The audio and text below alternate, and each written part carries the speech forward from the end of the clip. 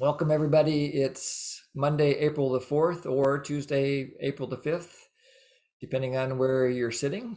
And this is Jim and Jory with the Open Hearted Practice Group. Today, our topic is the open hearted flow of giving and receiving. If you're just joining us for the first time, we're really glad that you're here. And we'll explain a little bit more about how we do things in a few minutes. But I just want to let you know that I feel really grateful that you're here and have this opportunity to give a gift to you. This is what really lights me up, is to offer this practice group, especially in this moment. So I'm really happy that you're here. Happy to see more people joining us. And Jory, how are you? Yeah, I'm surprised that people are not all here yet, but they are coming. And I'm really excited about this particular session that we're doing. It's brought back some old memories and just the shift of consciousness that Jim and I went through, quite a while ago in relationship to money and just the topic of our session today. So thank you for coming to play with us and to explore with us and allow us to share with you all these possibilities that have changed our life. So welcome, welcome.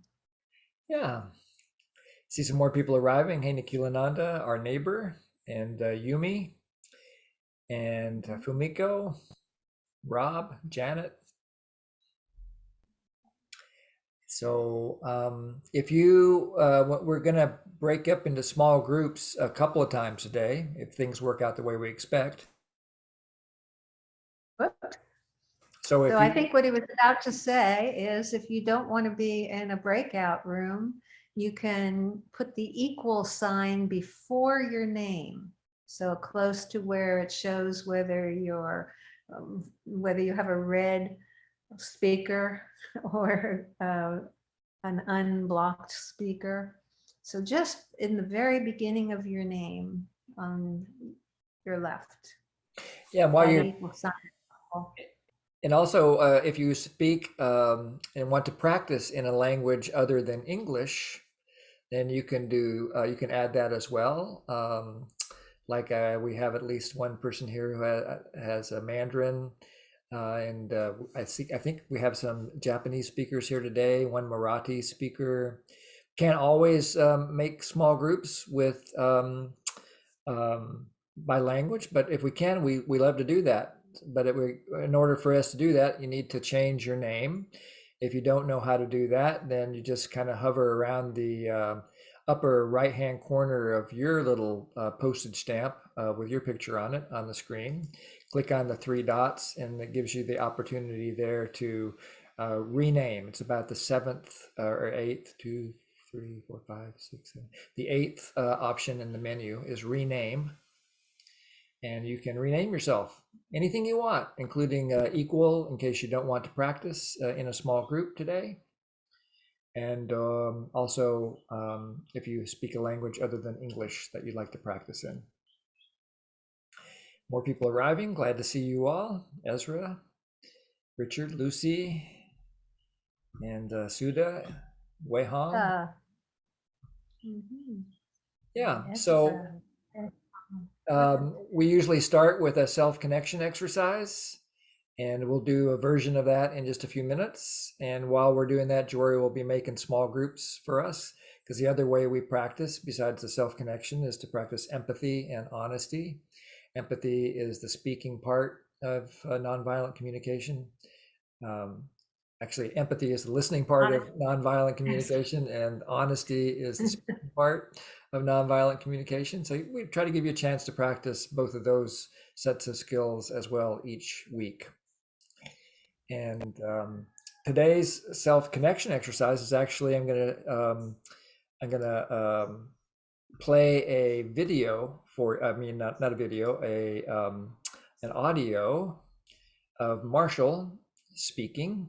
Marshall Rosenberg is the founder of Nonviolent Communication, And there's no real video to this particular clip, but it's about, I don't know, it's about 5 minutes long, something like that. And this comes from a CD that was made at an international intensive training about 20 years ago, an IIT. And so somewhere in there, Marshall cracks a joke about IITs, just in case you didn't know what an IIT is, that's there. And so the idea here is just listen to Marshall's words and take in whatever you can take in. And then at the very end, I will share something for you to just read on your own and reflect upon. That's a part of what Marshall is talking about. And then you get to go to small groups and say what comes up for you as you consider this part of what he's talking about. So I'm going to go ahead and share my screen with you. Shared the wrong one there.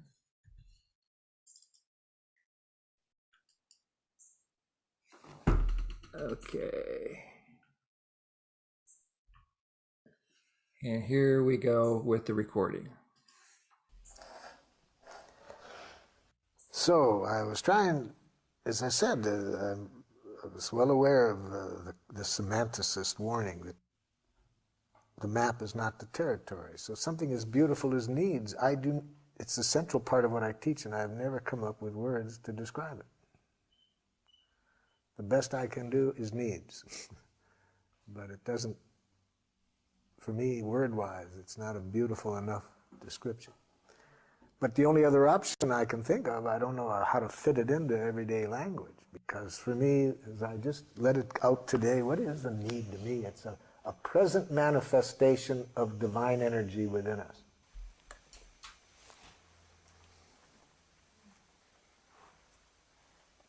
It's a life force.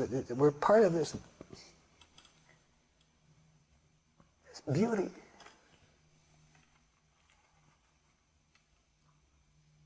We're losing the An integral sound. part of it.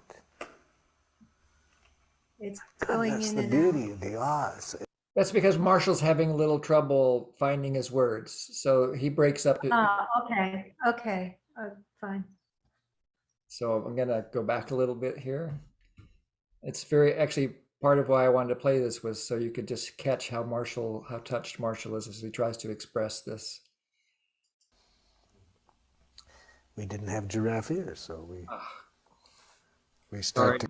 now I have to find out where I was. I'm sorry. Okay. Sorry, I thought it was a sound problem for.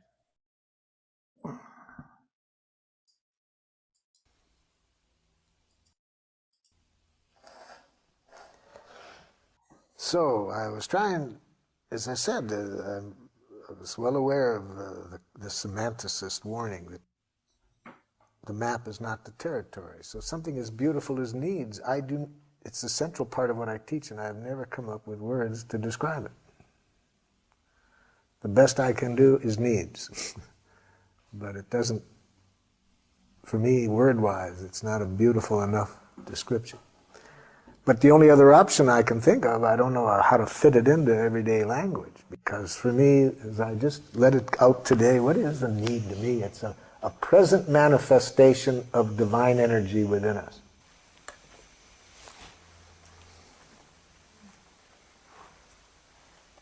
It's a life force. We're part of this beauty.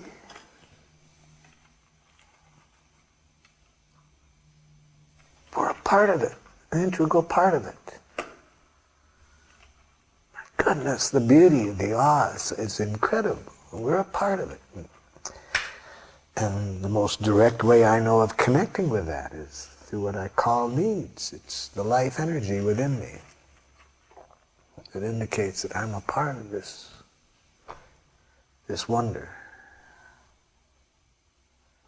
But being aware of that, I'm more patient about not having good words, because again, as I said, I really appreciate the Jewish problem of you can't describe God.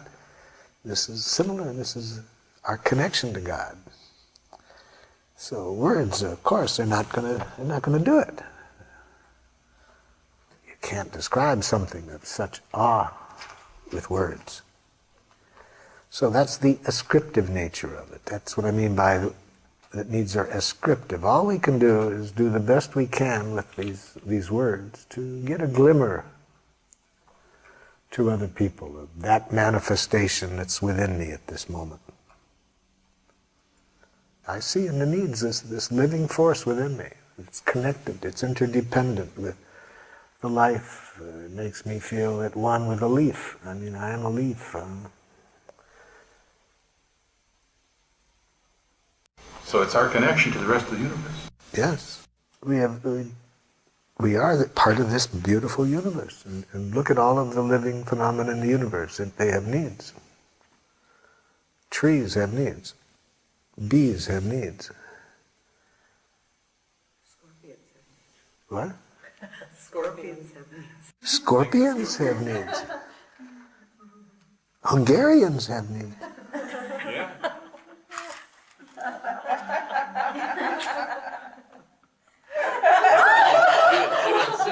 No, I didn't see that one. What was that? Maybe they don't. They do. They do.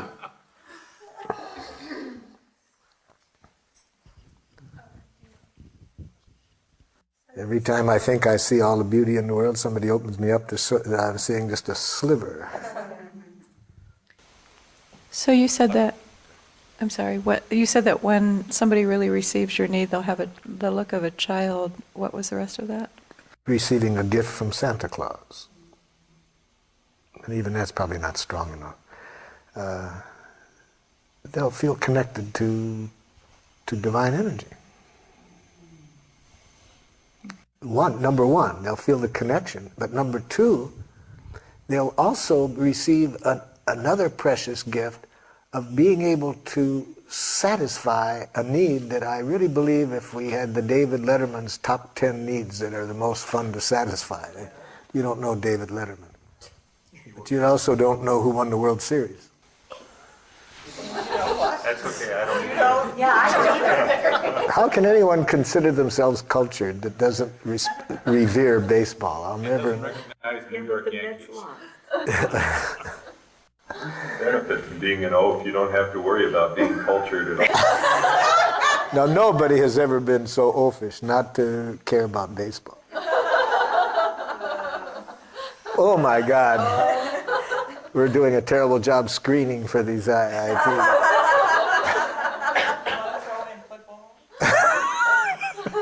So in the David Letterman's top 10 needs, most fun needs, I see now I'm going to have to change my whole view of the universe because I just have assumed until today that the number one top need was to watch baseball. So now I see that isn't a need. That's a strategy. So, okay. So let's change it. And let me say now that, at least at the moment, I think that the need that is the most enjoyable, and here again, how do you put words to needs? Now, it would be what the psychiatrist Viktor Frankl calls man's search for meaning. But see, I don't like his way of describing this beauty of need, meaning, a need for meaning. He says this need was so strong that when he was in the concentration camp, he saw that even though people were starving and under these horrible conditions, the ones that survived figured out how to get that need met under those conditions.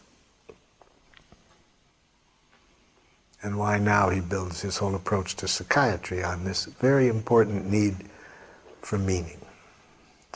But the meaning to me is too mental. It doesn't have as much beauty as I'm sure he means by it. So, but I don't like my words. The best I can describe it, and maybe you all want to help me or develop your own, the way I talk about it is the need to contribute to life, to enrich life. It's, you see, to be a creative force in life, to enrich life, to support it. Yes.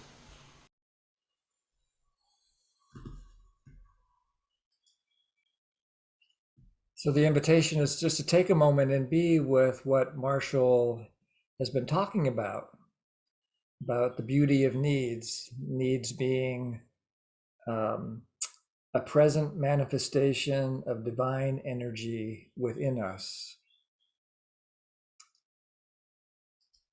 And then maybe you want to do a little thinking about it, maybe a little writing about it. So I'll be quiet for 1 minute, then I'm going to share the screen with one other part of what Marcia was talking about that I really want you to sit with.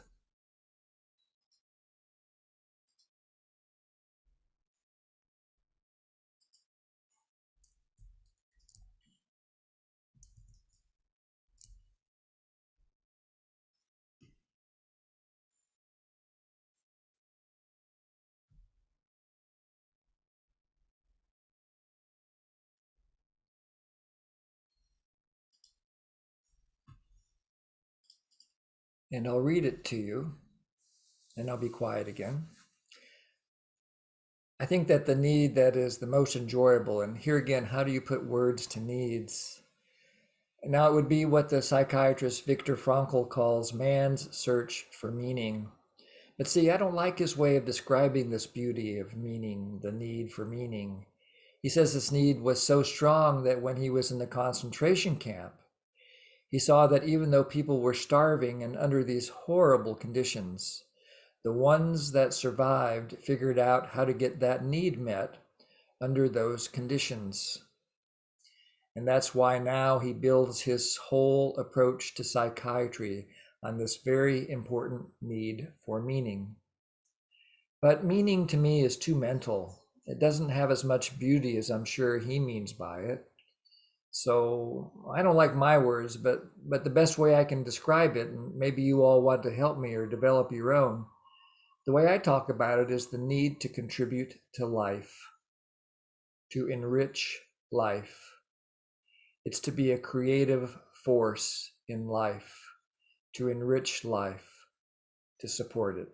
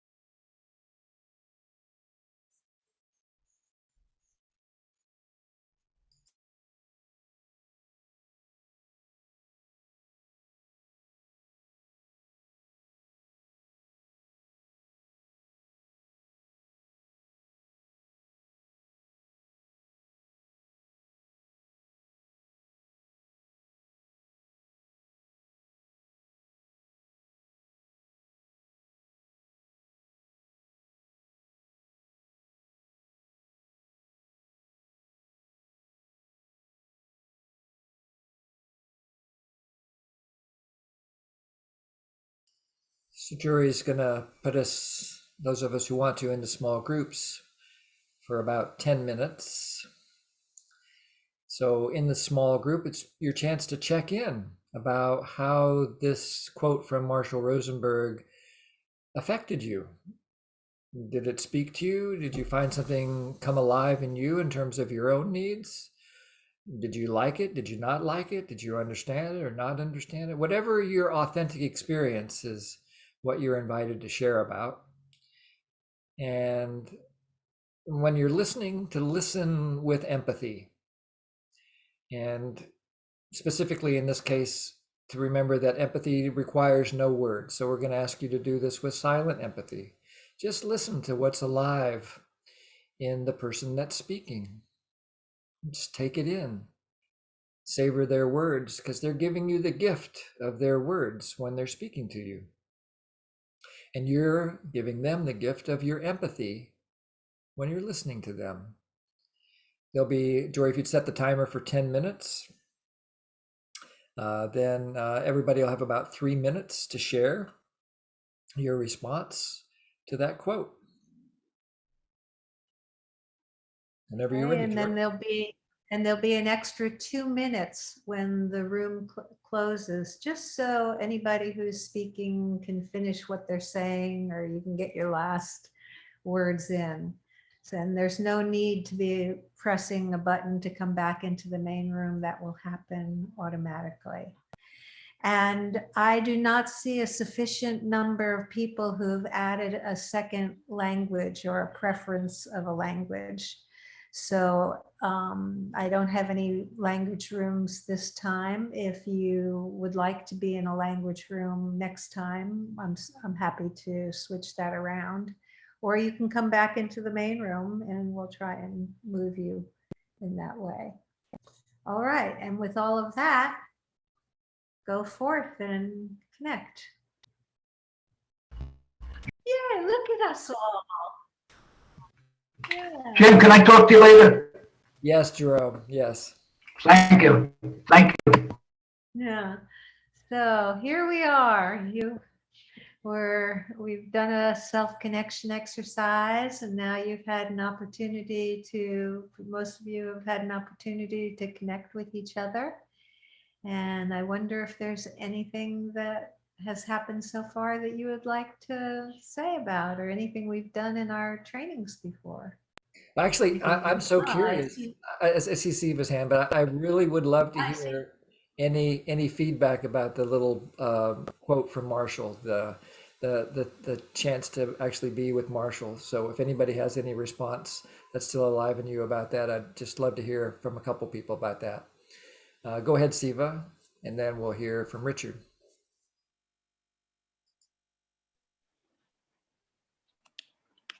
Thank you.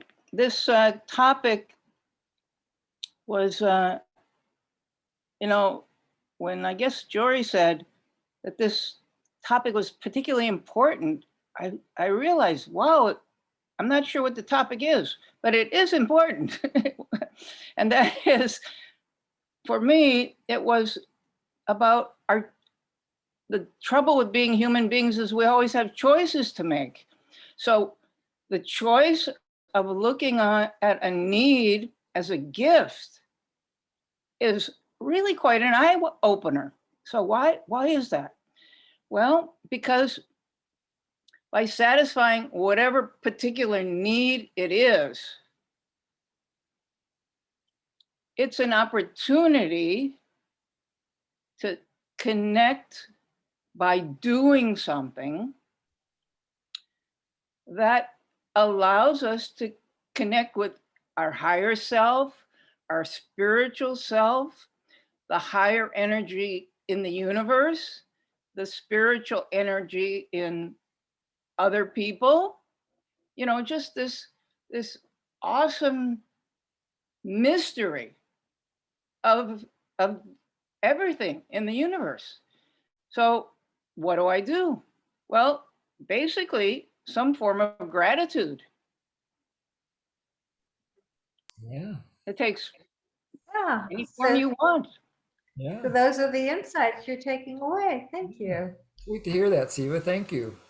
Richard, and then we'll go to Tanya after Richard.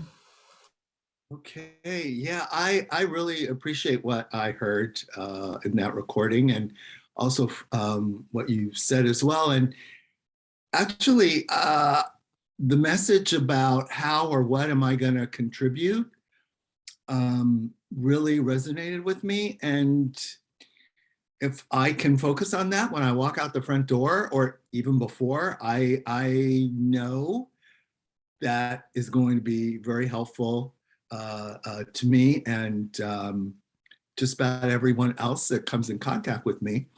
I did in our group get to practice everything you guys have been teaching me. And it was my observation that not all the people here are looking to connect.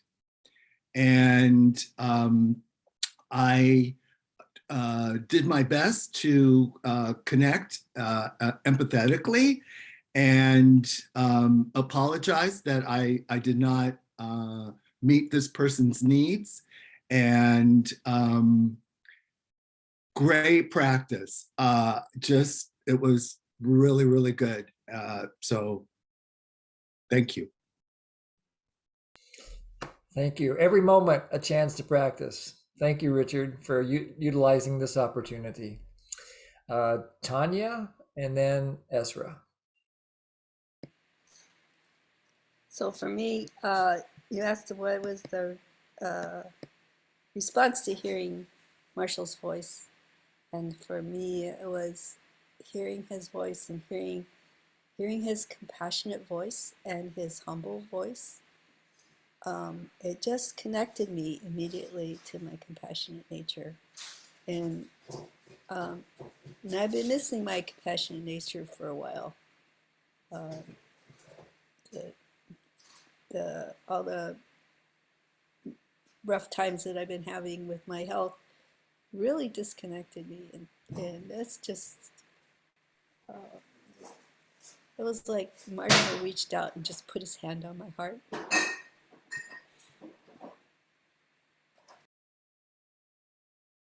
Sweet. Thank you, Tanya. Very sweet. Ezra? Good evening, Jim and Jory, and everyone in the Zoom chat, I mean Zoom, whatever the meeting. In our group, I had mentioned that this brief but wonderful speech by Marshall had given me two quick lessons. One was needs are not selfish, and that they're an ever-flowing gift of energy which comes with a variety of emotions. It's just a prepackaged gift that comes within you, and it's just meant to be used. And number two was that there's not really good or bad people or anything like that. It's more of like, I have certain needs and my needs are going to fulfill other people's needs. So, you know, like, for example, maybe me going to ask my neighbor sugar or, you know, to help me with the garbage or something fulfills their need of having connection with their neighbors, and fulfills my needs to maybe help me get my chores done quicker or something like that. It's just a ever flowing energy that, yeah, exactly, like a loop, an ever flowing energy that, I don't know, is needed. And I think Marshall had mentioned that it's like a life energy. Without needs, you're not really alive. That's the quick two lessons I got. Thank you, Ezra. And then Wei Hong? Sorry, I can't open my app camera. Okay, I'm really touched by Marshall's this a short talk. I feel like the word he used, the beauty, divine, and God. I feel this is this need is a connection to a universe, to a higher need than our everyday need, than our commonly encountered need. It's a need that when we see a baby, see a plant, see even a rock, we can feel the connection, the life in there, and maybe there's a piece of God in this. It's something. It's you can't say it. It's a beauty. It's a part of the. We are all part of the beauty. We are too busy to see it. Yeah. And that's it. Thank you so much. Yeah. So it had the effect that I was hoping for. I'm really glad to get the feedback. It's fun to hear Marshall's voice again. That particular recording when Jory and I were baby giraffes about 20 years ago, 22 years ago now. Somehow I got a hold of one of these CDs. You remember CDs? Anyway, got a hold of one of these CDs. Dating ourselves here. And, it lived in the slot in our car for a year, probably a year. I must have listened to it 100 times. It's not such a great recording in that it's kind of, the sound quality isn't so good, and it's not really a story to it. It's just little snippets of Marshall speaking at an IIT. Yeah, but it's got just such delicious energy to it. really enjoy it, listening to it again. And then, does anybody have anything else you want to share about maybe a breakthrough you've had about practicing NVC since last time we got to hang out together a week ago? Anybody got something to celebrate about how you've been utilizing what you're learning here?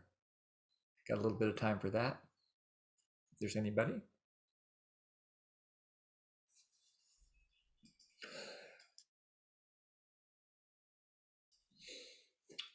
Okay, not seeing any hands yet. So we'll just, oh, go ahead, Tanya.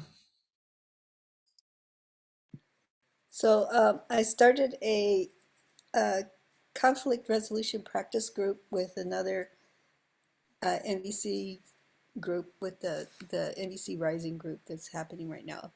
There's been conflict and people are, so anyway, so I used your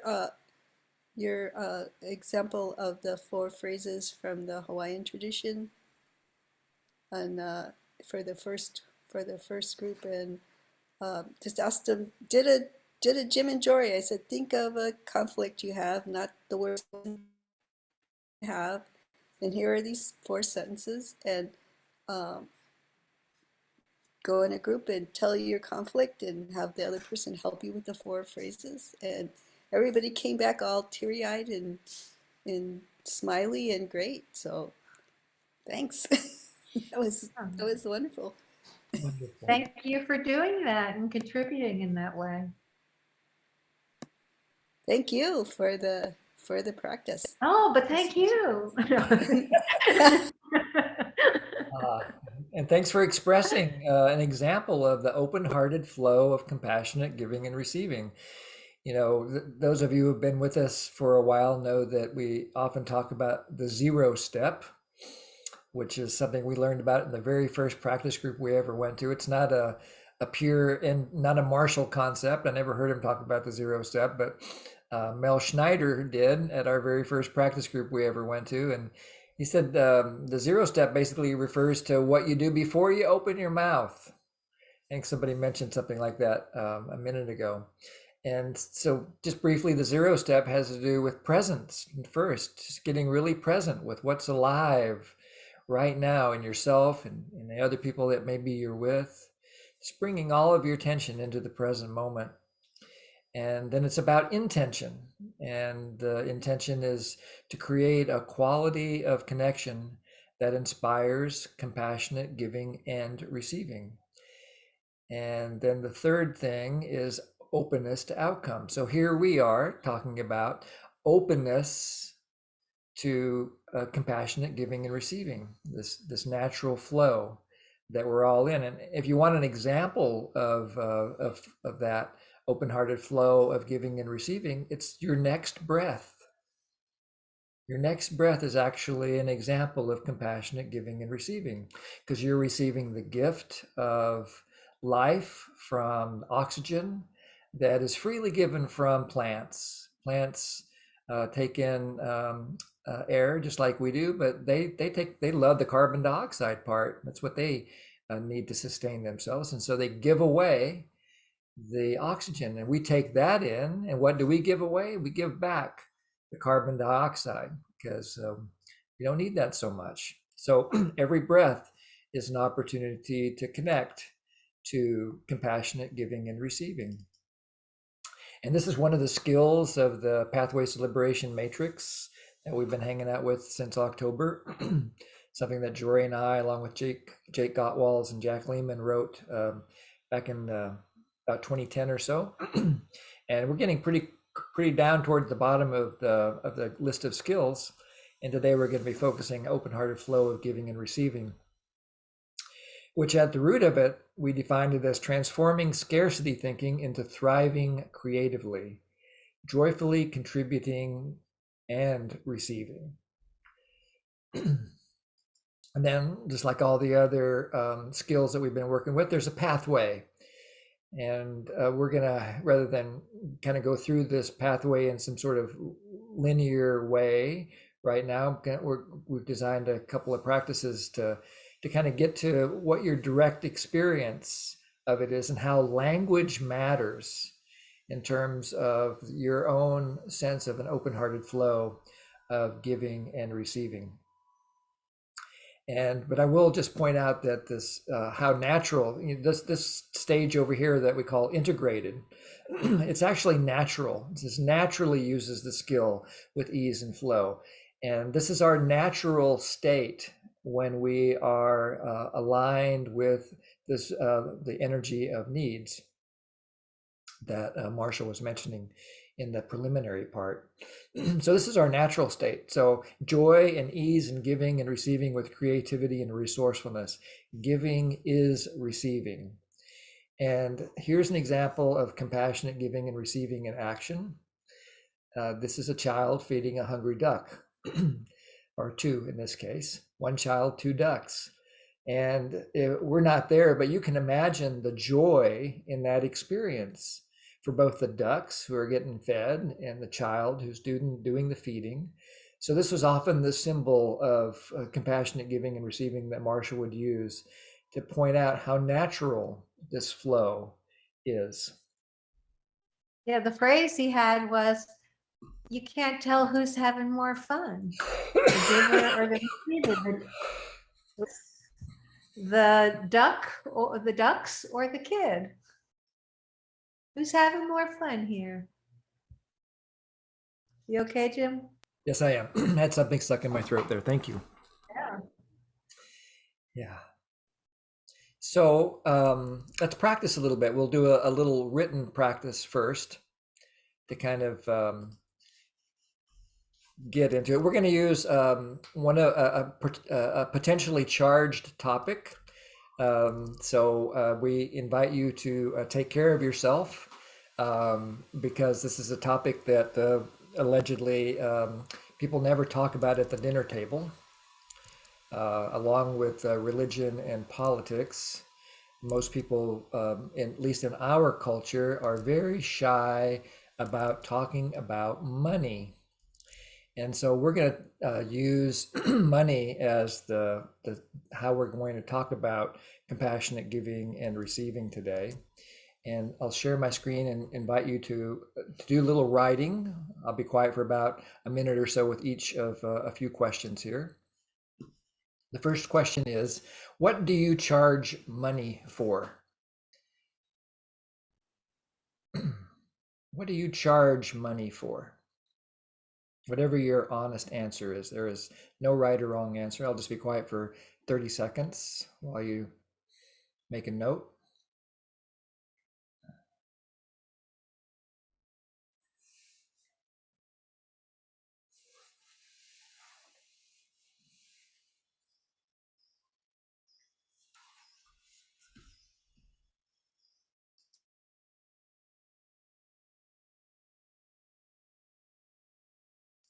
You might also just notice how you feel as you connect to this observation. Notice what's going on in your body.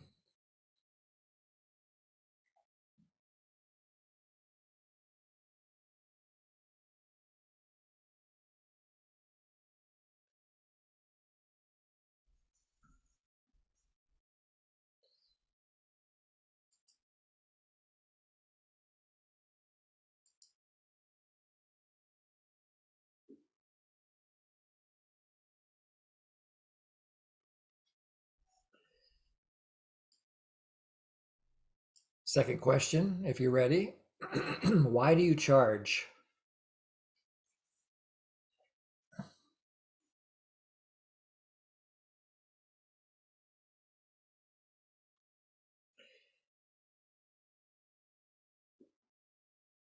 This is an opportunity to connect to the needs that are alive in you when you charge money for something.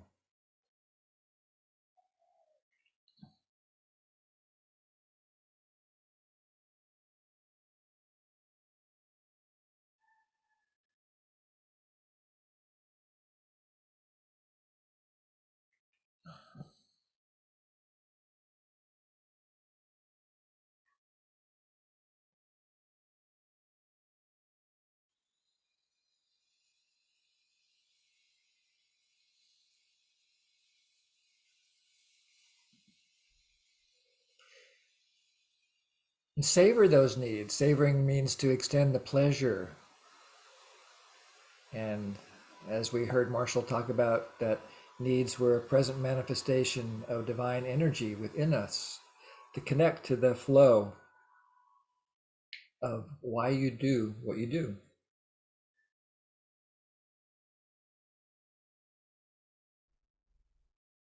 Here's another opportunity to make a little list. What do you pay money for?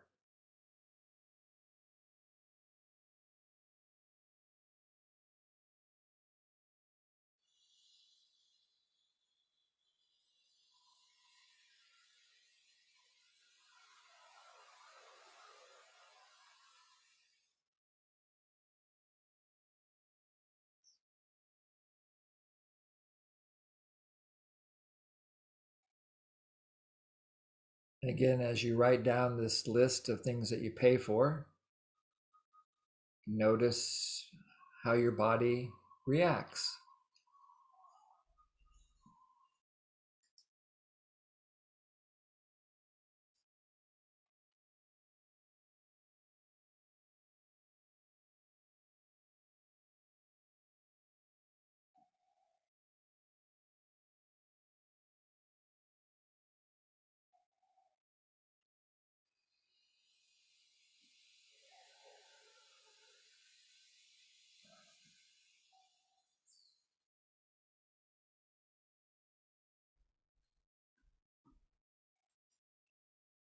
You probably already intuited the last question. Why? Why do you pay? Again, an invitation to connect to the needs.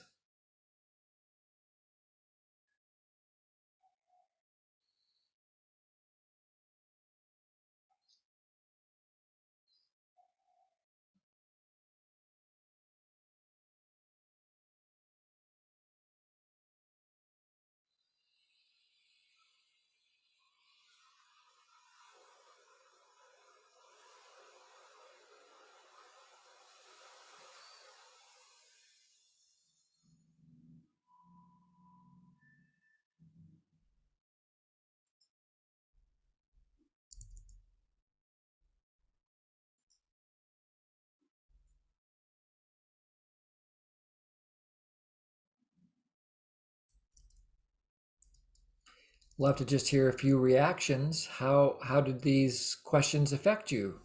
Hanging out when doing the self-inquiry about charging and paying. What comes up for you? Maybe put something in the chat if you'd like.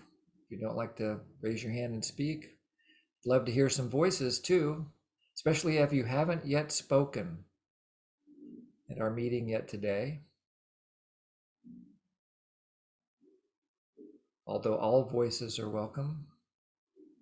What do you notice as you consider paying and charging money for things and services?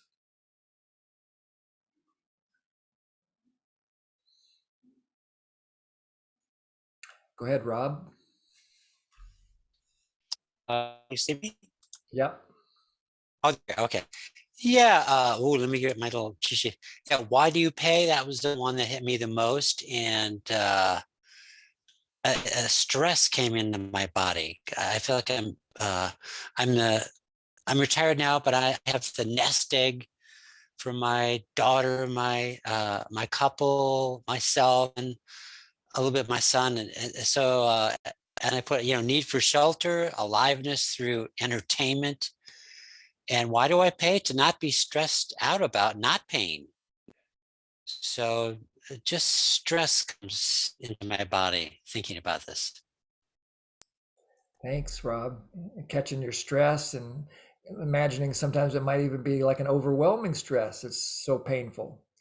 Yeah, especially if I don't watch my mind and it kind of goes off and keeps percolating there. I have to take a breath and remember, be grateful for little things. So yeah. Yeah. Thank you. Thank you. And I see Wei Hong, you have your hand up too. No? Sorry, it's from last time. Oh, okay. No problem. Anybody else want to share anything? There's something in the chat here. All my responses had to do with sustaining life. Yes, survival. Most of the, we often have money, especially in American culture. That's the one that I'm most familiar with because the one I was raised and educated in. That we actually we think that we need money in order to sustain life, and we actually have set up a system that kind of underlines that point. And we can see what happens if people don't have enough money, that it becomes exceedingly difficult for them to sustain their life. And sometimes they can't. That the lack of money and the lack of a social safety net can be deadly for some people.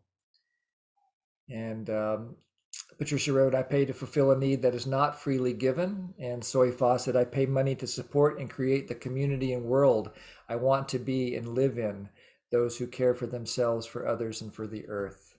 Ellen, go ahead. You need to unmute yourself. There you go. Okay, I'm having technical difficulties tonight. I've never made a lot of money, and I'm usually right at the low income. But what I feel like is money is kind of an unreal construct to me. I worked in the financial stock brokers business in the back office, not as a broker. And for me, over time, it's my energy is by giving. My time is my exchange, and that's the only way I feel really connected to who I want to support, is because money, I've never been able to figure out what my time would be worth. It's a weird thing. Yes, money is a weird thing. Thanks, Ellen. I'm in harmony with that. It is a weird thing. And I will, as we keep unfolding our relationship to money, we'll see what else we can learn. Aviva, go ahead. Okay, thank you. So I am almost 50, and when I was small, my parents argued a lot, very loud and intense about money. And I think I kind of made this, my sister and I actually made this pact. We would never talk about money. I didn't really want to have to need money. And so I've lived in a very frugal, my whole life, on people's couches and with little. And now I've just come to the point where it's like, I need to switch and understand that money itself is not evil. But I'm struggling with it because I'm also realizing that it's a way of kind of keeping me out of certain riffraffs that I don't want to be a part of, which it's helpful in some ways to not have it. But now I also see, oh, it's really necessary for X, Y, and Z. And I'm trying to make that change in my head of respecting the need more and like health changes and stuff like that. But I'm really wrestling. And I have my own business and I can fundraise and I can pay myself or not pay myself. And when I don't pay myself, it turns out that other like grants and people like that they really look down upon, oh, you didn't pay yourself. Oh, this isn't a real business, like, oh, you didn't do any work. Like, and then then the things that I'm very busy, the things that I'm doing, but it doesn't kind of count, I guess, in their counting system or something. So anyway, I'm just sitting a little bit in a transition phase with it. Thank you. Welcome. Yeah, thank you for sharing the complexity of what our relationship can be to money, and yours certainly has been. And I celebrate that you're looking at it differently at this point and seeing where you go with that. So thank you for sharing.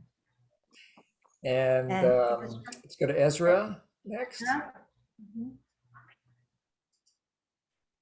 I just wanted to add on to, or kind of have a connection with Aviva, because those questions just immediately made me kind of have anxiety because, and I'm sure that's not the point of it, right?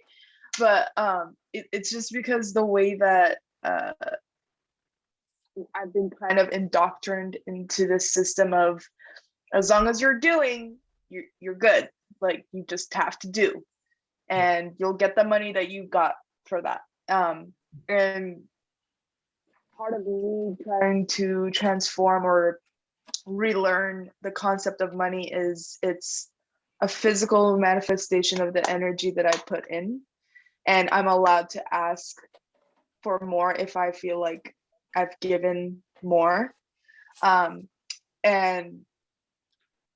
it's a weird thing. Like, I've noticed that it's a culture in the US not to talk about how much you make. You don't talk about, like, you know, how you don't talk about that kind of money. You don't really talk about, even with your close friends. I've noticed that, like, they'll tell me how much they make, but not really, like,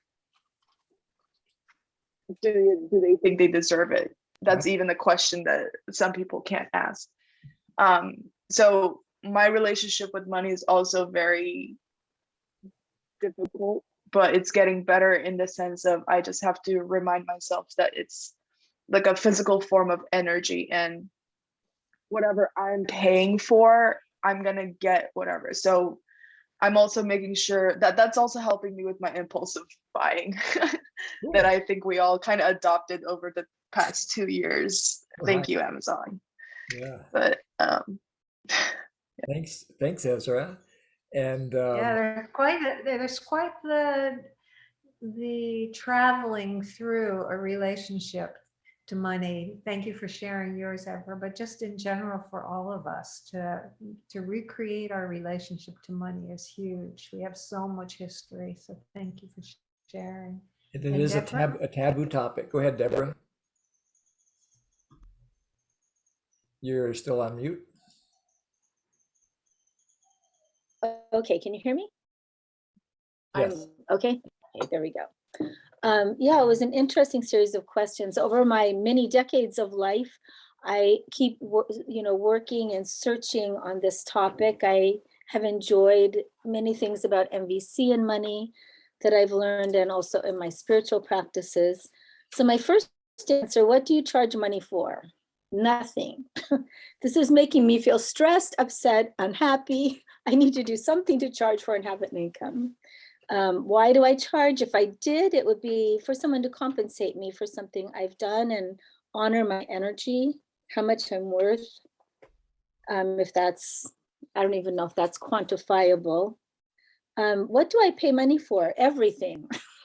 Since I'm not making it, then it seems like it's going out. But when I got into that question, it was so interesting because I realized how grateful I am to have the things I pay for, the basics, the food and the water and the electricity, which, used to not be a basic, but it's a basic in our culture.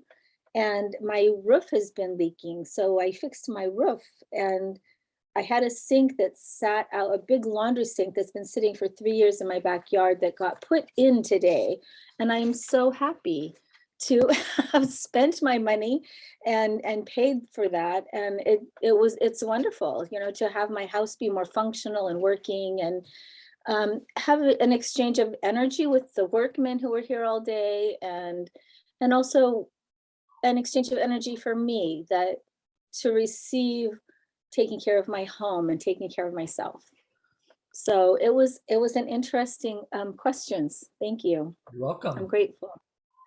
And let's go to Jeanette, and then Allison, then we'll finish and go to the next step. Jeanette? I'm retirement age, and even before that, I had the greatest joy as a volunteer, because it was like feeding a duck. I would do it for free gladly, because I got so much pleasure out of what I did. When it comes to services that I can see, no problem.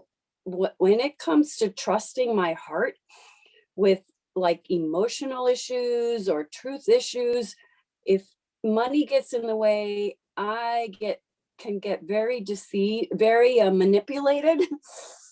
and I tend to back off from things that have to do with emotions or spirituality because I don't know the agenda. I guess maybe that's my wound there.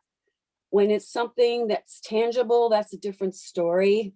But again, I'm more of a classic hippie where I would go live in a commune easily and put in hours for free gladly. And I wish we could live that way where everyone brings a gift in exchange and contributes to the community. But in a capitalistic society, you have to earn your living before retirement. And I feel we don't have to earn our living, our life. I feel it's like we're given life from a creator, and money was just a tool for exchange. But we put I feel it has become an idol in the Western culture, and that's where I have trouble. Thank you. Thanks, Jeanette. We'll finish with Allison. This time we'll catch you on the next round, Siva, because I want to make sure we have time to do the other exercise. Go ahead, Allison. Oops, can't hear you yet.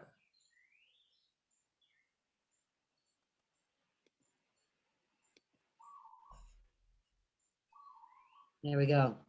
Nice to follow Jeanette because she really spoke to several things that have been in my mind. And I grew up not really in this culture of not talking about money, et cetera, et cetera. And somehow the wounds that I might have had about my value or self-worth or capacity to connect and all of those things got interwoven with what I was worth on a monetary basis. And it never got shown the map of how to work this because of the silence in it. It was completely mysterious. So I assumed that if I worked my ass off, which I enjoy doing, that it would just naturally, the money would take care of itself. And I went on with this delusion for a very long time. I'm still trying to shake it. And because it turns out that is not true, not in this culture. It's not true. And maybe it's a kind of, I got this a little bit with Jeanette, that it's not natural human thing. We are, I think, by nature, our hearts are more communal, and the value is multifaceted, and not so, because after industrialization, it was how much, how many hours do you put in the factory? Yeah. It's a very twisted set of values. Yeah. And I'm still not quite sure how to live in it, but I'm trying something now, which is to separate my identity with how much I'm charging, and to do it in certain realms. I think it has to be sort of a discernment as to, in some situations, you just look to see what the market value is and forget about thinking about what my value is. Here's what I'm doing. The market value is that. And so with those situations, it's take it or leave it. Thank you for sharing, and the rest I'll do for volunteer when that is mutual, when that's the situation. Yeah. Oy. It's a lot to unpack here. There's a lot to unpack here. So I want to give you some advice that I heard from Marshall today as I was preparing for this class. What we've just been experimenting with is just looking at the question of why do we charge and pay, and it's linked to this concept that many of you pointed to about deserve. That I deserve, we link it to our worth at the identity level. I charge a certain amount of money because my time is worth it. I am worth it. I deserve it.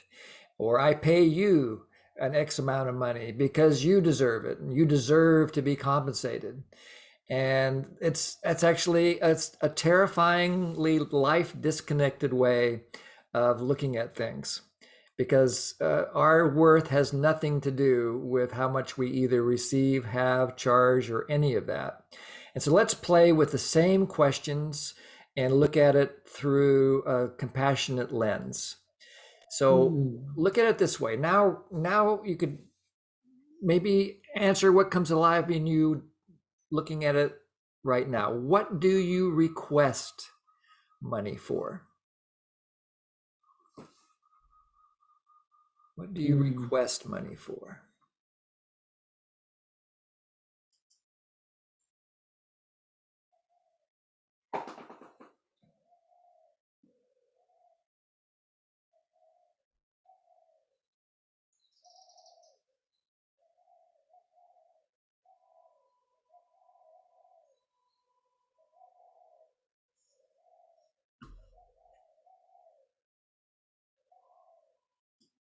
And again, link it to your needs. Why do you request it?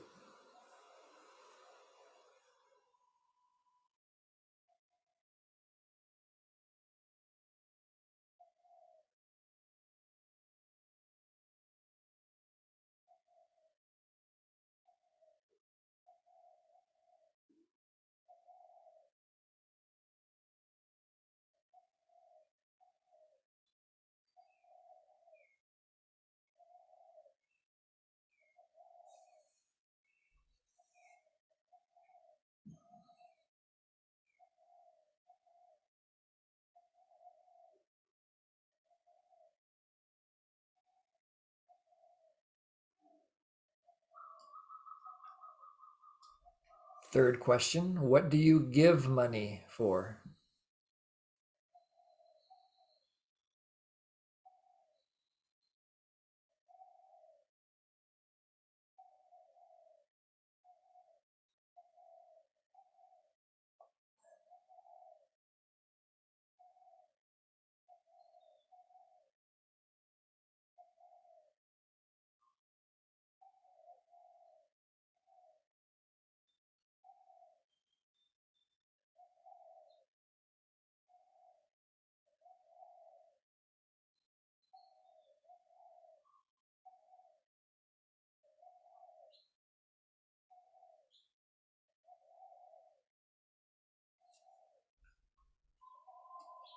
And why?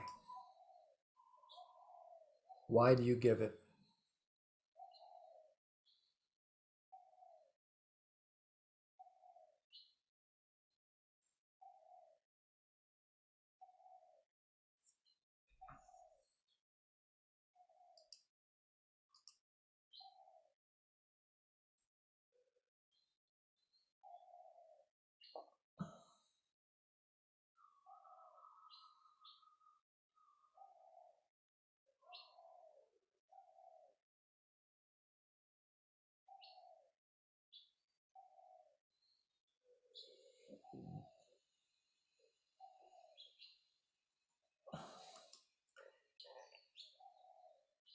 And again, notice any difference in your body as you frame it as giving and requesting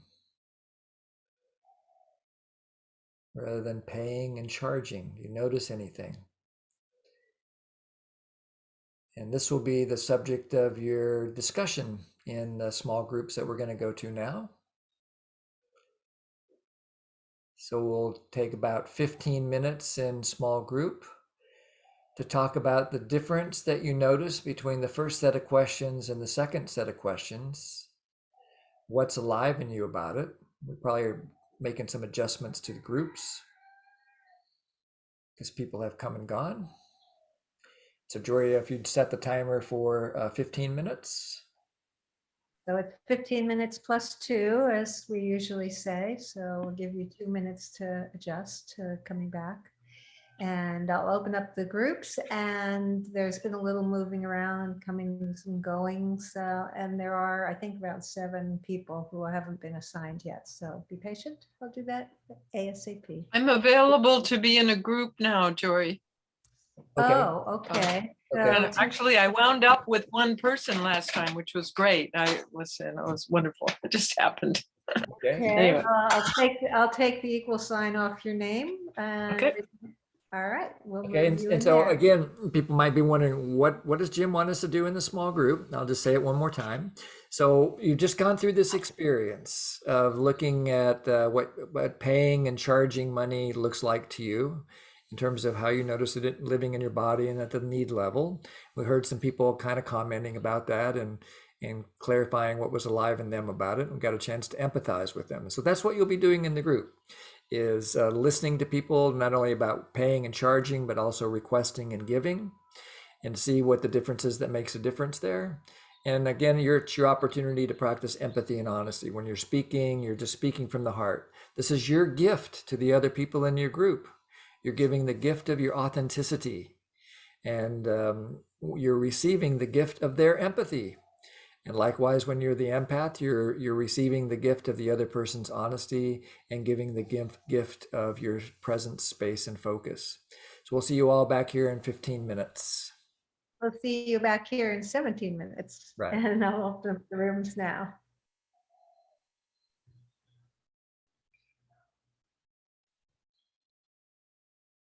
So thank you.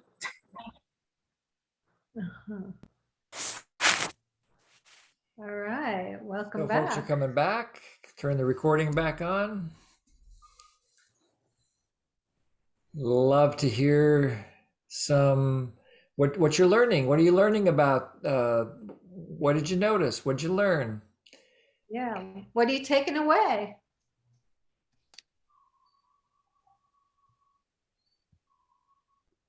You need to put it in the chat, raise your hand. Yes, Siva, thanks for reminding me that you had something you wanted to share. Go ahead.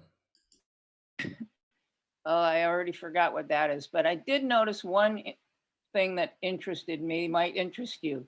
And the word give is sort of very neutral word. For you. But as soon as you change the word give to the word donate, it's very charged in my mind. Yeah. Of like I have a choice about it. And like if it's a charity, and I want to share, I want the people to have food. Will it really get to the people, or will it be fraudulently diverted to somebody's bank account for bad reasons? And so donate and give are so different. Bye. Thank you. And Tanya? Pay and charge are transactional, and request and give are relational. Nice. Thank you. And Rob? Yeah, I'm just trying to put it. Do I have my videos? I'm just trying to put it into words. In the breakout rooms, I didn't feel that sense of a friend of mine somehow described empathy, and I don't know if I can put it right. It's somehow and that's real MVC, like you put all your own stuff to the side. You just take a deep breath and you just suspend your life, your thoughts and everything, and you're just present. And our breakout group was challenged and I wasn't able to get quite to that space.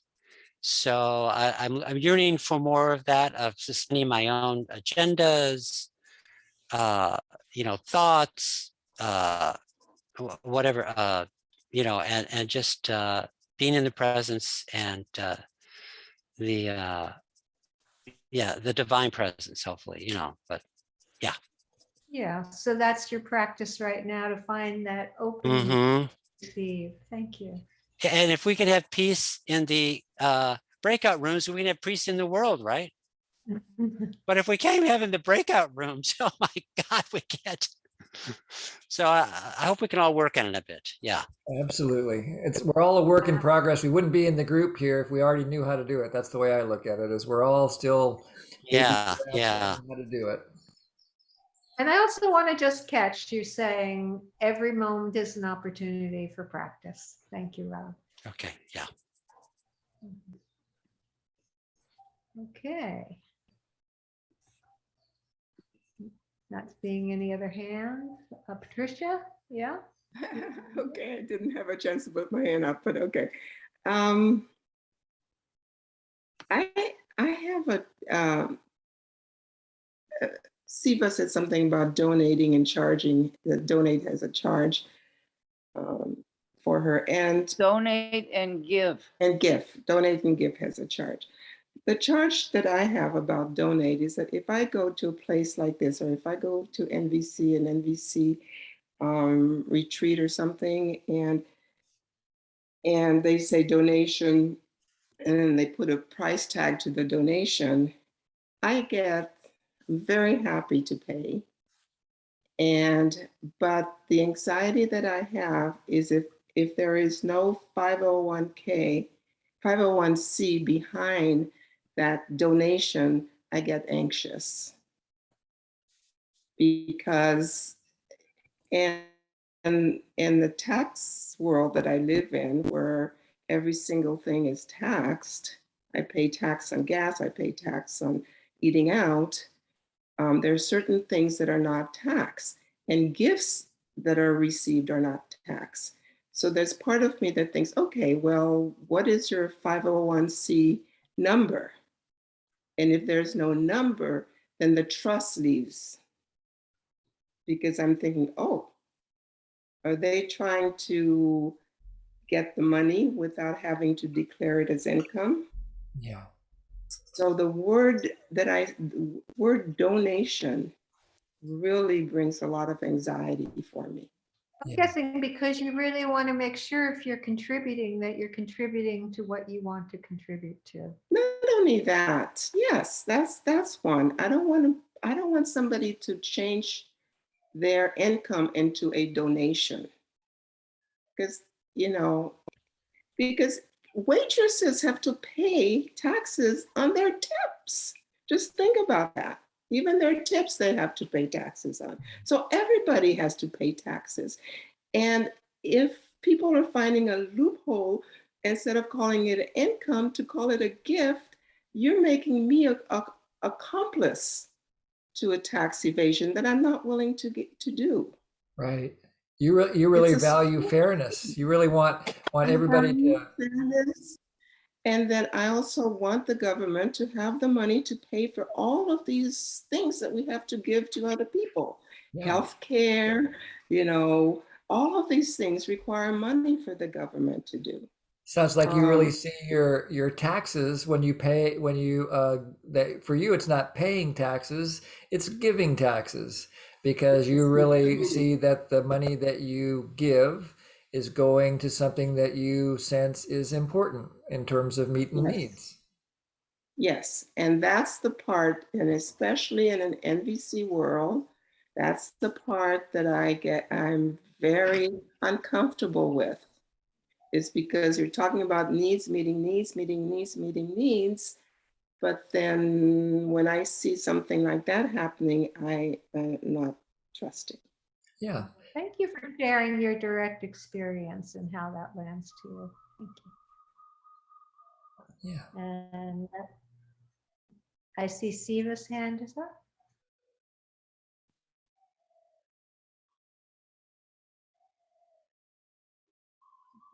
Or Gail has unmuted. Oh, no, there Siva's going now. Okay, go ahead, Siva.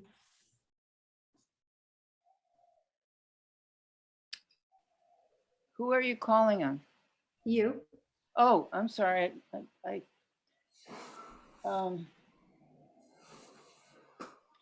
The purpose of taxes in my mind is to more efficiently have some entity, like a government entity, do with those monies that individually we can't do efficiently, like building roads, building schools, and healthcare. So if those tax dollars are going to those needs where it's more efficient for a collective to be doing it, that makes sense. Well, But it gets really tricky when you're using that money to pay for armies, for example. Yeah. And So I- you notice that when you're contributing, there are certain things that you'd like to contribute to and some things you would not. Right. And you'd so like that's to why show it us has to that. go with a democracy of some kind.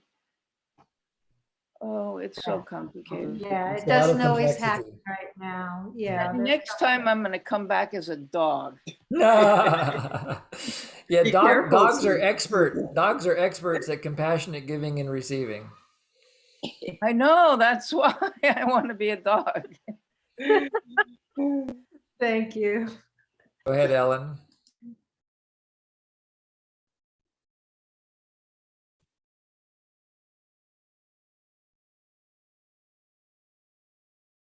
Waiting for you to unmute, Ellen. Looks like we're having maybe some internet problems here on our end. Maybe it seems a little There, slow.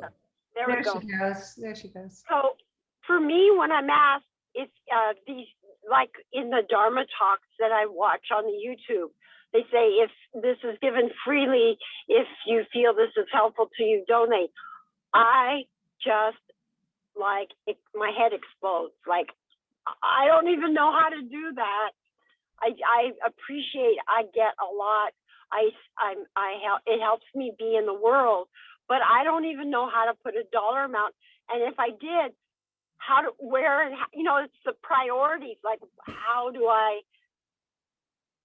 put money here and money there and money there that are all helping me? And at some point, I can't do that because I have limited resources.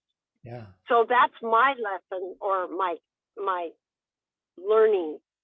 Yeah, to realize that you give when it's really given from the heart, not out of a should. Well, not only that, but a lot of places now are saying, if this is beneficial to you, then please donate what you feel is right. And I'm going, I don't even know what that is. It might be $1 for me because Yeah. I'm in a bunch of groups. And Yeah. I feel guilty that I'm not giving enough, but I'm trying to utilize these things in my life so that I am a better person. Of course you are. Yeah, it makes sense. Well, actually, kind of maybe Marshall's advice will clarify things. Then I want to tell a little story at the very end here about a giraffe garage sale that we had once. But here's Marshall's advice for compassionate giving and receiving. Okay. Number one, never pay money for anything. Give to I serve. like that one. Give to serve life. So in other words, the way that I hold that, it's like a reframe in my mind to go from a life disconnected consciousness to more like in Hawaii they call it aloha, where it's an acknowledgement that any money that I give is in the service of life. And so that's why I give, even if I'm at the grocery store and I'm giving them, I don't know, $5 or whatever for a container of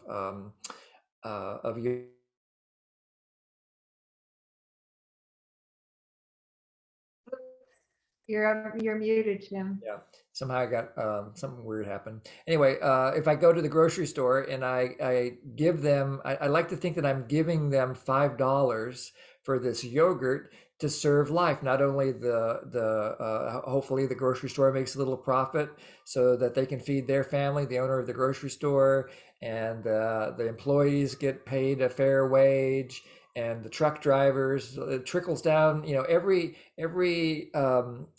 transaction has this huge trickle down effect all over the place.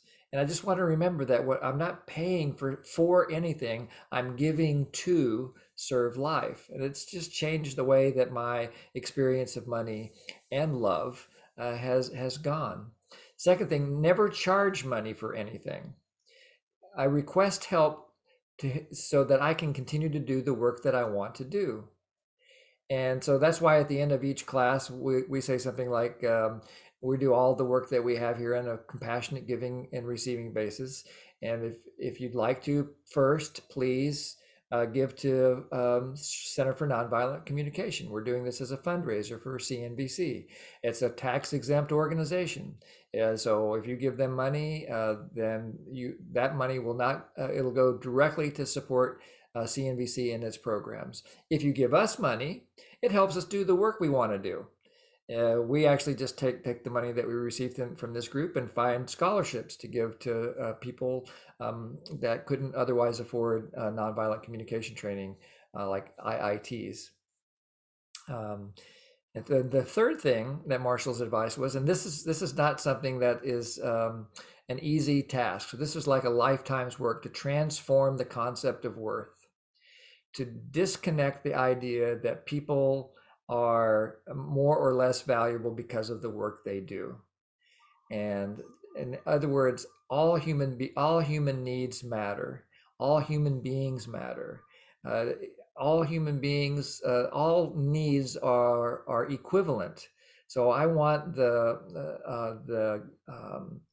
I want to have an attitude that everybody doesn't deserve money from me. They actually have a birthright to have their needs satisfied in a reliable and an abundant way. Well, this kind of a consciousness of moving into this kind of an abundant space where everybody's needs can be met reliably and abundantly, we decided to do an experiment when we moved to Hawaii about 12 years ago. Jory and I had lived in the same house for 29 years. And you know what it's like to live in a place for 29 years, especially when you've got kids. You end up with a garage. And in the garage is full of all the stuff that you thought was a really good idea to spend money on at some point, and then it just sat in the garage. And so we didn't want to bring any of that stuff to Hawaii. Hawaii's got enough stuff. And so we wanted to get rid of as much as we could. So we eliminated, we got 30 years of living down to 15 or 16 boxes, or maybe it was 30 boxes, mostly books. It was mostly my books that we ended up shipping to Hawaii, but we left everything else behind. And so first we offered it to our friends, come on over and look at our furniture. And if you want some furniture, take it. And if you want to give us some money, great, but we're not asking for any money, but you get first dibs. And so people came over and they got the furniture and so forth and the art, and then we still have a whole bunch of stuff left. So we decided to try a giraffe garage sale. So so it's like a rummage sale, and we didn't want to go through all the trouble of getting little stickers and putting 25 cents on all these items. We wanted to do it with compassionate giving and receiving. So we advertised it, and we opened up the garage door on a Saturday morning, and people would come over and they said, "Where's the price tags?" And we said, "There aren't any price tags." "Well, then how much is this thing?" And I said, "Well, how much would you like it to be?" And so we had, like I said, all kinds of stuff: clothes, tools, dressers, you name it. It was all in our garage. And we noticed 3 responses to this bizarre, radical idea of a garage sale. Number one, people would walk in and they say, "How much is that set of skis?" And we would say, "Well, we don't have any prices. How much would you like to pay? How much would you like to give? Sorry, how much would you like to give?" And people would say, "Okay, I'll give you $25 for them." And we say, "Thank you." You put the box over there and enjoy the skis. And it was just this fun little exchange with people. And then the second response was kind of like a little bit of confusion. Joy, you want to say something? Well, when you were having difficulty finding the words. Yeah, go ahead with the second one. Go ahead, you add a piece. Yeah. The second one was, people would say, "Well, I don't know. What do you want me to give?" They would get just so confused. They wouldn't know. Yeah. And yeah, so, and then the third one was, in that case of the confusion, we would do what would be called what Marshall called a giraffe dance. First, we'd empathize. "Well, of course you're confused. We're doing things really differently here, and it's probably not what you're expecting." And so we must have given 50 lessons that day on compassionate giving and receiving, because we said it to at least 50 different people. We would enjoy receiving only what you would like to joyfully give. okay, well, how about I give you $5 for that? We say, that'd be great. So we were able to have that kind of a transaction. And the third group, Third one is people would walk away. They couldn't deal with it. they would go on tilt. You know, it's like Yeah, all that it their is like, red lights started flashing, and they would just mutter and go away because they couldn't enter that realm. They wanted to have a transaction. They wanted to have a transaction that was clear. It did not meet their need for clarity. And I just thought that was quite interesting. yeah. So Now notice for yourself, as you heard those three things, what your own reaction would be. Just to notice. If someone said, oh, whatever you want to give. And you might also notice that if you think back before you were involved as far as you are in NVC right now, would that have been different then? Just to notice. And I see there, we've got a couple hands up here. Deborah? Well, I have been in MVC for a while. However, my spiritual center started doing what they call priceless pricing, which is very similar, but it throws me for a loop. So it's like, it gets me very confused because they want you to pay what you feel it's worth. And that just, I notice, I feel either in the second response you said or the third response, it's just like I'm frozen. Like, I don't really know how to manage this, Is there something underneath that is like you might insult someone or you might do it wrong? I think maybe there's like, I don't know the right thing to do. Exactly. And I'm not sure how to assess like what that's worth versus what I have versus it feels very confusing to me. Yeah, thank you, because that right-wrong programming that we have so built into us just reflects there. And what we're talking about is transcending into another way of being. So thank you for making that. Can you say a sentence about how I could begin to transcend? You look inside yourself and you ask yourself, what really would feel good to me to do, as opposed to, oh, would it be okay out there? It's a very internal, an opportunity to be internal and in integrity with yourself and aligned not only with to move out of what you should to what would give you joy. yeah, do this. Remember the joy of a child feeding a hungry duck. What would be the most fun thing to do in that moment? Fun for you and fun for the duck. Fun for you as the giver, fun for the person who's the receiver. And give with that energy and you'll contribute to peace in the world. How does that sound, Deborah? Yeah, like if it's just like feeding the ducks, I get that I can say that, see that joy. And I know that there's a part of me that's hard to see myself. And so as Joy asked those two questions, those are, I grew up with a family that said, that's not what you think, that's not what you feel, that's not what you believe. Right. So I find that those questions, it's hard to get to. How do I feel? When I first started after my divorce in my 20s, how do I feel? I realized that was an important question, and it would sometimes take me a week to know how I felt. So I appreciate this insight. And I appreciate your self-awareness in that process. Thank you. Thank you. Yeah.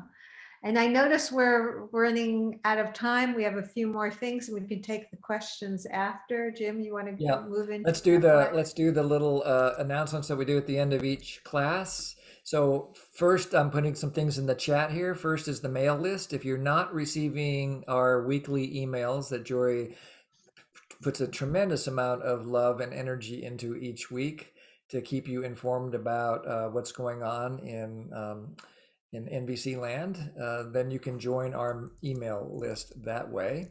Secondly, if you want to review or use our recordings for your own practice groups or whatever, then we do record all these calls and make them available.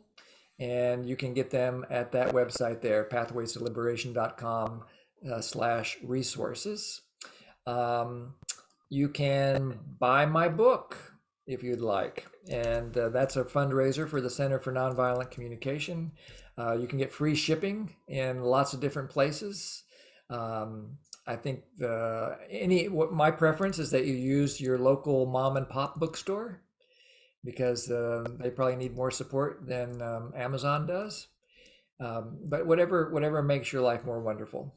And then finally, it goes without saying, especially after today's class, that we do all the work that we do in the spirit of compassionate giving and receiving. We've never charged for a practice group in over 22 years now, and we never will.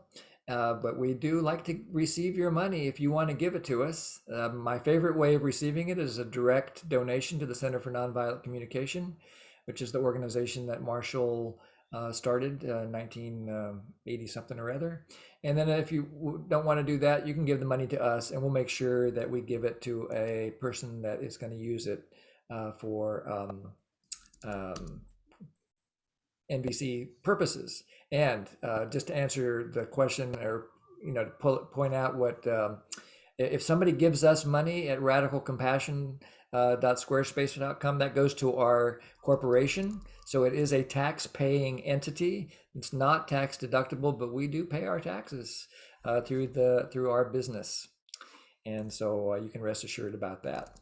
And with that, that's next week. I want to, and before you go into the final piece, what I would like to invite you to consider, that anytime you're in a position where you are either paying or receiving money, that you stop and consider, what are the needs that you're hoping to meet by doing that?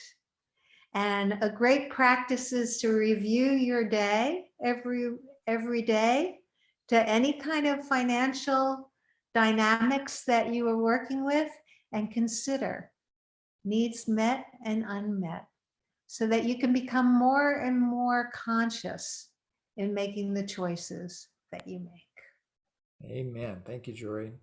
Next week, we're going to do Cultivating Vitality as our skill. It's one of my favorite classes that we do. It's about bringing this energy, this compassionate energy, and directing it towards your own body, your own mind, your own spirit, and feeding yourself so that then you can be available to support the world and whatever is important to you.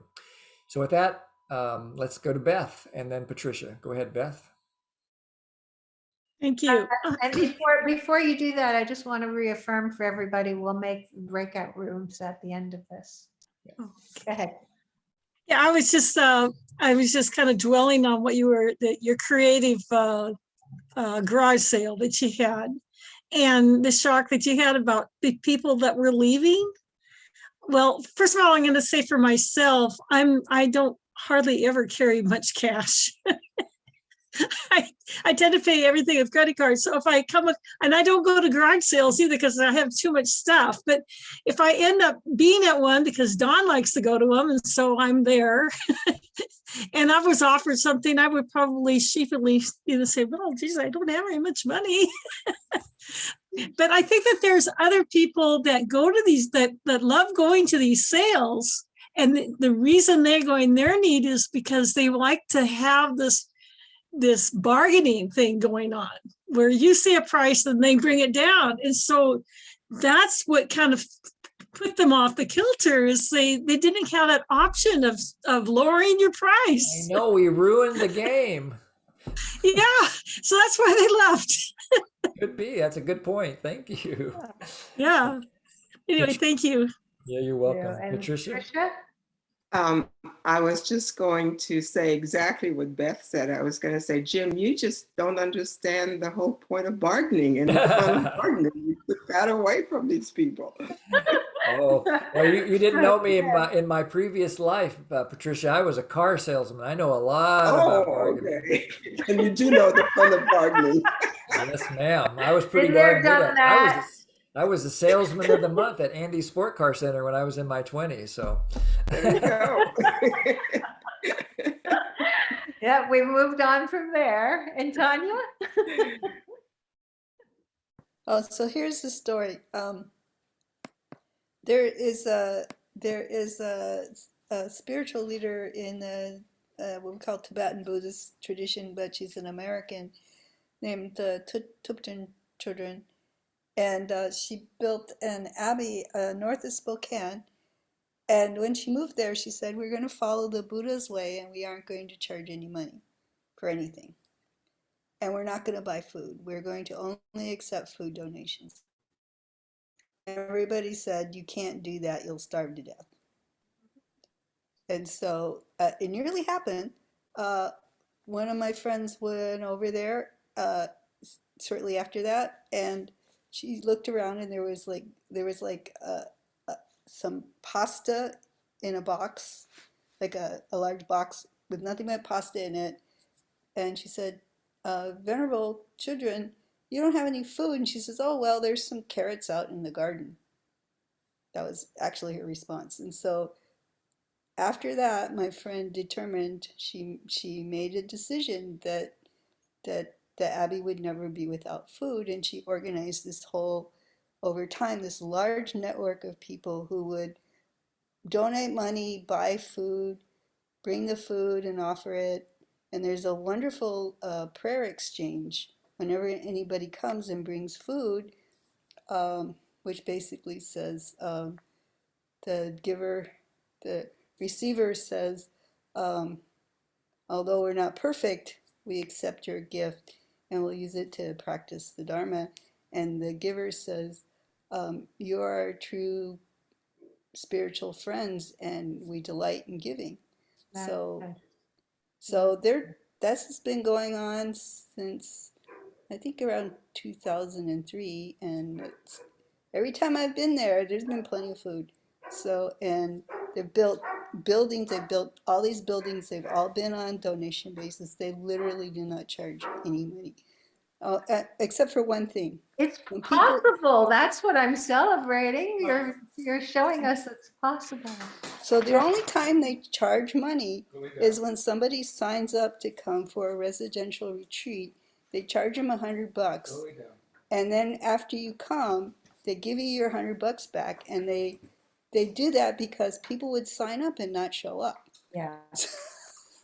So that's just, that interface with the American way. If you don't pay yeah. for it, it's not worth anything. I love that. But other than that, literally, I mean, the robes, people donate their robes, people donate the money to build the buildings, people come out and help build the buildings. I mean, everything is completely on Dana basis. Thank you for sharing that. And I want to remind everyone that we'll open up the groups again shortly after we hear from the next two people, and you'll have an opportunity to either go back into your own group or meet with others that are also wanting to stay on and discuss. And so your turn, Ayako. Well, thank you so much. I'm just so glad to hear that what Tanya shared, because I just curious about where does what the temple, where the place was, and if and I'm so into the Tibetan Buddhism, so also but I wanted to talk here is just a really personal thing, so I just want to make it very short. But I want to say, Sharona, I'm sorry the last week I was in a group with you and I really enjoy your conversation, but I couldn't just have a time to say I'm not gonna make it the next breakout and just left. And I feel so sorry about that. And if you're okay, I wanted to meet with you in a next breakup And if you're not available, that's okay. I just wanted to tell what I felt last week. Thank you. Thank you, Ayako.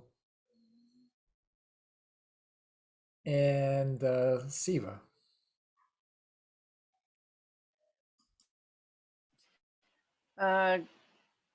Two things. There's a book I read a long time ago called Peace Pilgrim in Her Own Words. Are you aware of that, Jim? She decided to walk across the country. She was the inspiration for Granny D, who died recently. But Peace Pilgrim, in her own words, she didn't write anything, but people gathered together her writings, and she just, I think she put on a jacket or some kind of a sign on her body that said something like she wasn't going to buy anything, and people offered her food, and she just made her way peacefully and inspired a lot of people in her effort for peace. And in my effort for peace, I've been studying the film called The Conductor. I put it in the chat.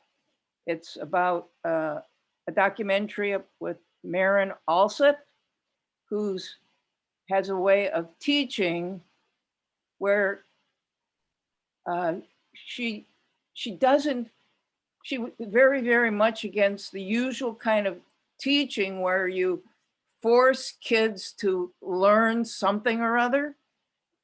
It's more about what is your passion, and her specialty is music. It's not something like reading or math where people think that you got to have it or you die or something strange like that. But music from the heart. And it's a fabulous documentary, very uplifting, and see it if you can. Thank you, Siva. Okay, thank you. And call it, Jory, the